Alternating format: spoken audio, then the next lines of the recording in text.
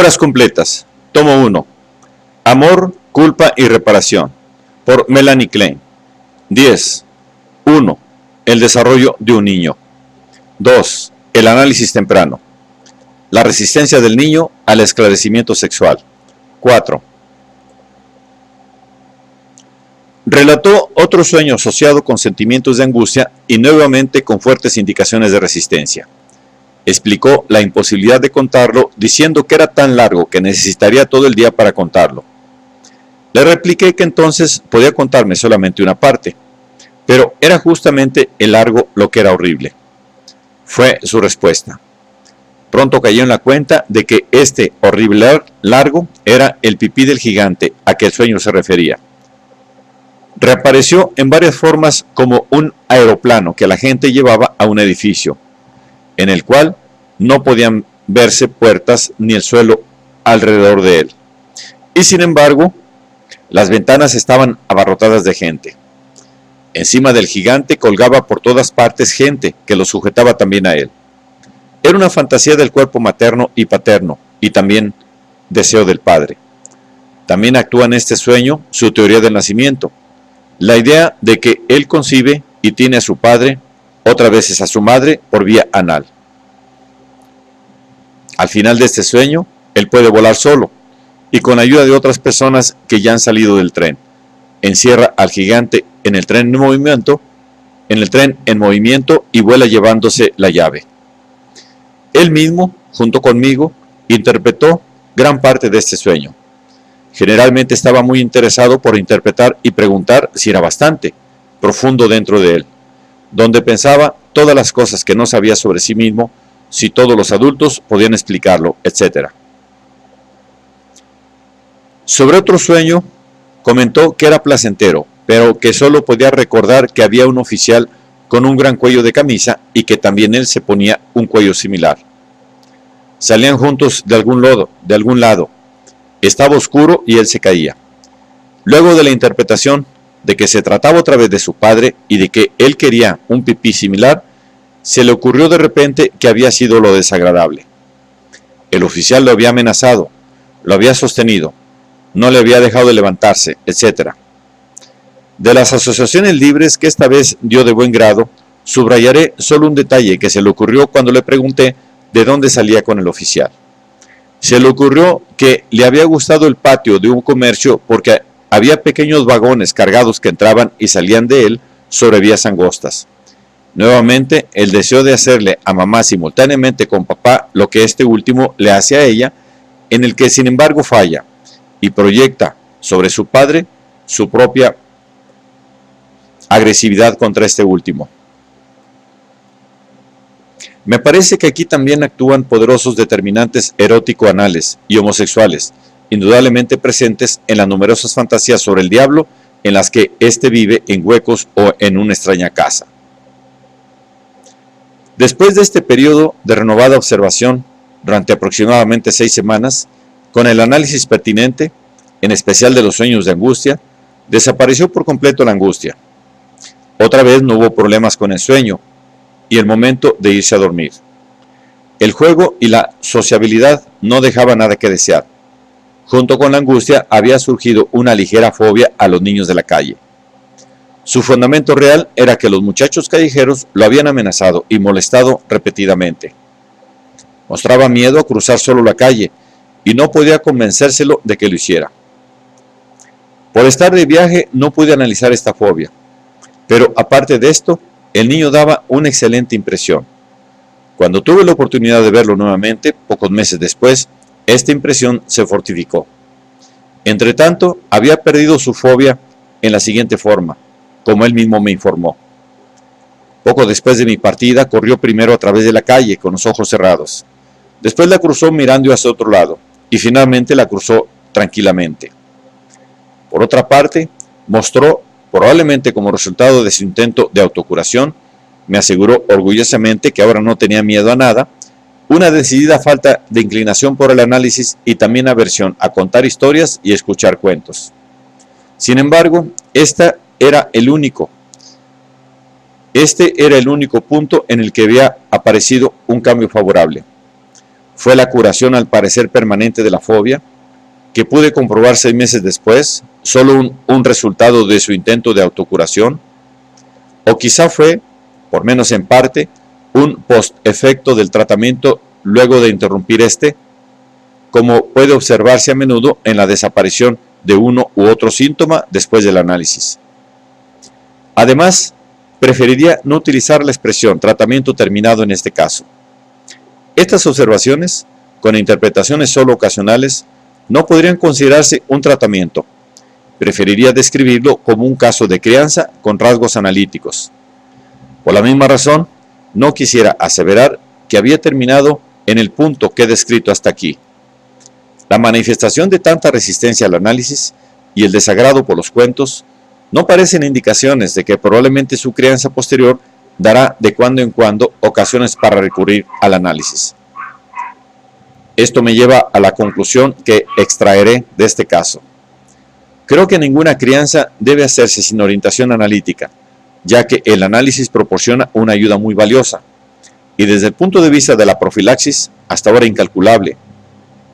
Incluso, si puede fundamentar esta pretensión en un solo caso en que el análisis resultó de mucha ayuda para la crianza.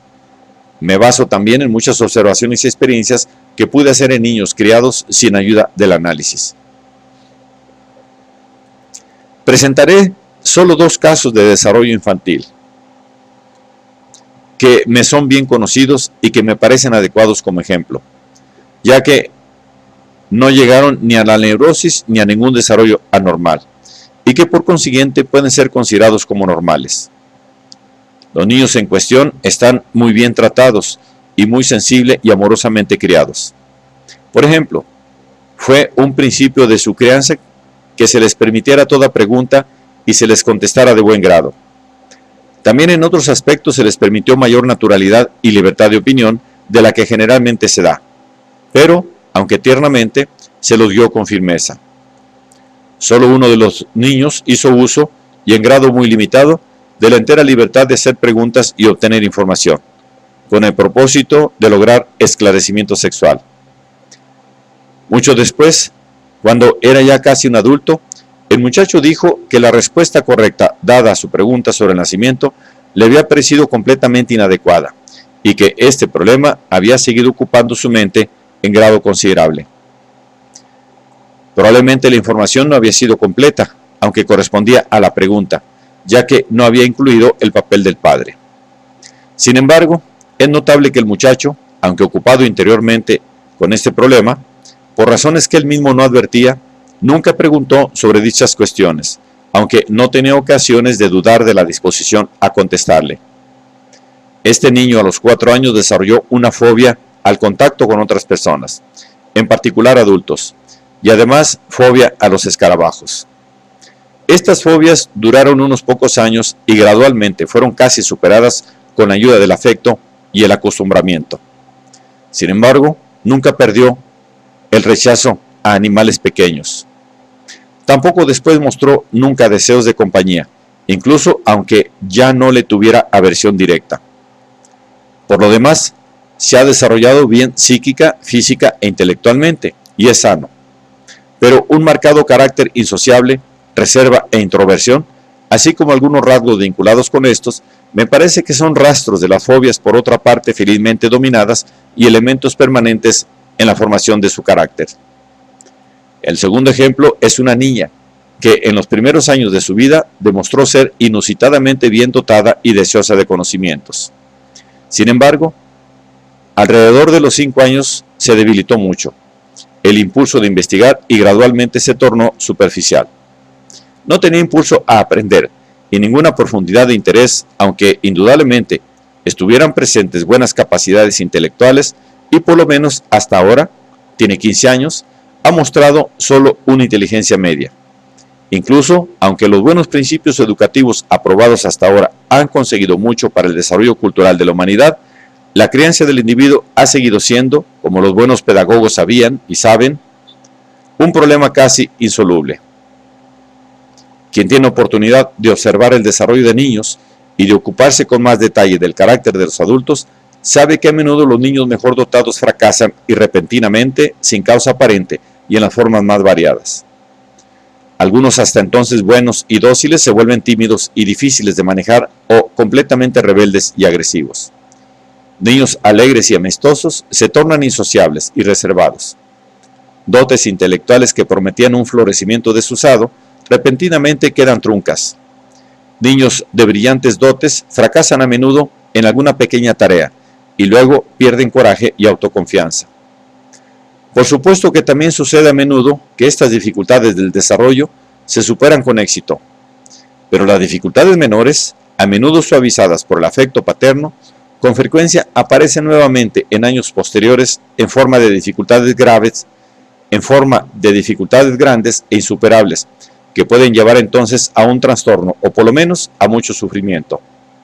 Son incontables los daños e inhibiciones que afectan el desarrollo, para no hablar de los individuos que posteriormente caen víctimas de la neurosis. Incluso si reconocemos la necesidad de introducir el psicoanálisis en la crianza, esto no implica deshacerse de los buenos principios educativos aceptados hasta ahora. El psicoanálisis tendría que servir a la educación como una ayuda para completarla, sin tocar las bases hasta ahora aceptadas como correctas. Los pedagogos realmente buenos se han esforzado siempre, inconscientemente, por lo correcto, y con amor y comprensión trataron de ponerse en contacto con los impulsos más profundos, a veces tan incomprensibles y aparentemente reprensibles del niño. No es a los pedagogos, sino a sus recursos a los que hay que culpar si no tuvieron éxito o solo lo tuvieron parcialmente en este intento. En el hermoso libro de Lily Brown, Memorias de una socialista, leemos cómo en el intento de conquistar la simpatía y confianza de sus hijastros, niños, creo, de alrededor de 10 o 12 años, trató, tomando como punto de partida su parto cercano, de esclarecerlos sobre temas sexuales. Se siente triste e indefensa cuando se encuentra con abierta resistencia y rechazo y tiene que abandonar su intento. ¿Cuántos padres cuyo mayor deseo es preservar el amor y confianza de sus hijos se encuentran repentinamente con una situación en la que, sin entender por qué, tienen que reconocer que no han poseído nunca realmente ni el uno ni la otra? Volvamos al ejemplo que he descrito aquí detalladamente. ¿Con qué justificación se introdujo el psicoanálisis en la crianza de este niño? El niño sufría de una inhibición de juego acompañada de inhibición a escuchar o contar historias. Había también creciente taciturnidad, hipercriticismo, ensimismamiento e insociabilidad. Aunque el estado mental del niño en general no podía ser descrito en este medio como enfermedad, de cualquier modo se justifica suponer, por analogía, desarrollos posibles. Estas inhibiciones con respecto al juego, contar historias, escuchar y además el hipercriticismo sobre cosas sin importancia y ensimismamiento podían haberse convertido en rasgos neuróticos en un estadio posterior y la taciturnidad e insociabilidad en rasgos de carácter. Debo agregar aquí lo siguiente, porque es significativo. Las peculiaridades aquí indicadas estuvieron presentes en cierta medida, aunque en forma no tan llamativa, desde que el niño era muy pequeño. Fue solo cuando se desarrollaron y se les agregaron otras que produjeron una impresión que me llevó a considerar aconsejable la introducción del psicoanálisis. Pero antes de esto y también después, tenía una expresión inusitadamente pensativa cuando empezó a hablar con mayor fluidez, que no tenía relación con las observaciones normales nada brillantes que profería.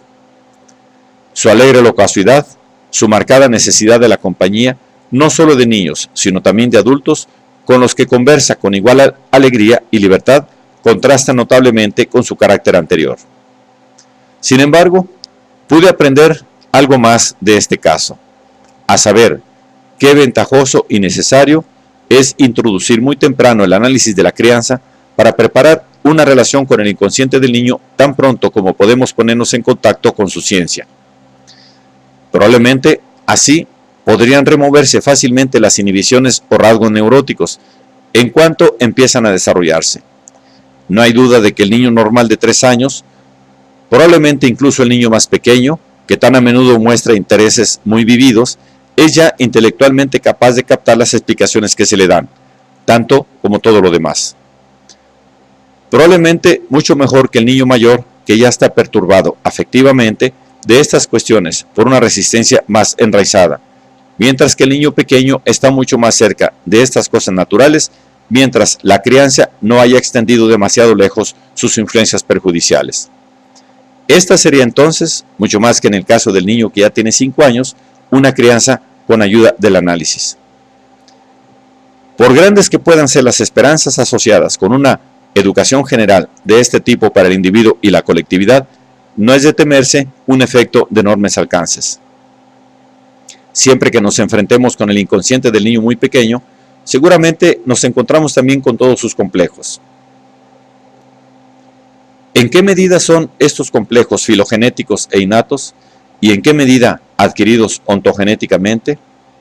Según A. Starke, el complejo de castración tiene una raíz ontogenética en el bebé, por la desaparición periódica del pecho materno, al que considera de su pertenencia. La expulsión de las heces se considera como otra raíz del complejo de castración. En el caso de este niño, con el que nunca se utilizaron amenazas y que mostraba con franqueza y sin temor su placer en la masturbación, apareció sin embargo un complejo de castración muy marcado que por cierto se había desarrollado en parte sobre la base del complejo de Edipo. Sin embargo, en cualquier caso, en este complejo y en realidad en toda la formación de complejo, las raíces yacen demasiado profundamente como para que podamos penetrar hasta ellas. En el caso descrito, los fundamentos de sus inhibiciones y rasgos neuróticos me parecen que estaban antes incluso de la época en que empezó a hablar. Seguramente hubiera sido posible superarlos antes y más fácilmente de lo que se hizo, aunque no abolir completamente las actividades de los complejos en que se originaron. Seguramente no hay razón para temer un efecto de enormes alcances por el análisis temprano, un efecto que pueda hacer peligrar el desarrollo cultural del individuo y con ello la riqueza cultural de la humanidad. Por lejos que podamos ir, hay siempre una barrera ante la que forzosamente debemos detenernos. Mucho de lo que es inconsciente y entretejido de complejos seguirá activo en el desarrollo del arte y la cultura. Lo que el análisis temprano puede hacer es procurar proyección de graves stocks y superar inhibiciones. Esto ayudará no solo a la salud del individuo, sino también a la cultura, porque la superación de inhibiciones abrirá nuevas posibilidades de desarrollo. En el niño que observé fue notable cuánto se estimuló su interés general luego de satisfacerse parte de sus preguntas inconscientes, y cuánto decayó nuevamente su impulso a investigar porque había surgido más preguntas inconscientes que monopolizaban todo su interés. Por consiguiente, es evidente que, para entrar en más detalles, la influencia de los deseos e impulsos instintivos solo puede debilitarse haciéndolos conscientes. Sin embargo, puedo afirmar, por mis observaciones, que, como en el caso del adulto, también en el niño pequeño esto sucede sin ningún peligro. Es cierto que comenzando con las explicaciones y aumentando notablemente con la intervención del análisis, el niño mostró un evidente cambio de carácter que fue también acompañado por rasgos inconvenientes. El niño, hasta entonces amable y solo ocasionalmente agresivo, se volvió agresivo, peleador, no solo en su fantasía, sino también en la realidad. Junto con esto apareció una declinación de la autoridad de los adultos, que de ningún modo es igual a la incapacidad de tener en cuenta a los otros. Un saludable escepticismo, que quiere ver y comprender lo que se le pide que crea, se combina con la capacidad de reconocer los méritos o habilidades de los otros, especialmente de su muy querido y admirado padre y también de su hermano Carl. Hacia el sexo femenino, debido a otras causas, se siente algo superior y bastante protector. Muestra la declinación de la autoridad principalmente en su actitud de amistosa camaradería, también en relación con sus padres. Valoriza mucho poder tener su propia opinión, sus propios deseos, pero le resulta difícil obedecer. Sin embargo, es fácil enseñarse cómo portarse mejor, y en general es lo bastante obediente como para complacer a su adorada madre, a pesar de que esto le resulta a menudo muy difícil. En general, su crianza no ofrece dificultades especiales, a pesar de los rasgos inconvenientes que han aparecido.